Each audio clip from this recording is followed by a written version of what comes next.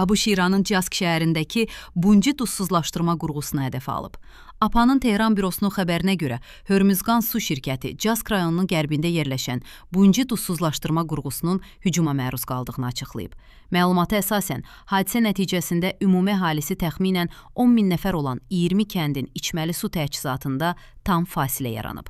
Hücum zamanı dənizdən xam suyun götürülməsi üçün nasos stansiyası, eləcə də sutkada 3150 kubmetr istehsal gücünə malik Bunci duzsuzlaşdırma qurğusuna aid elektrik transformatoru tamamilə dağıdılıb.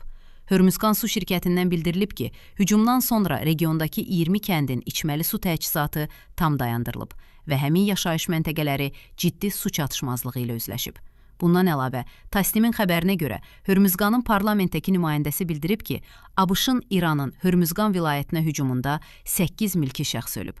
Onun sözlərinə görə, onlar öz avtomobilləri ilə hərəkət edərkən körpülərə edilən hücumda həyatlarını itirib.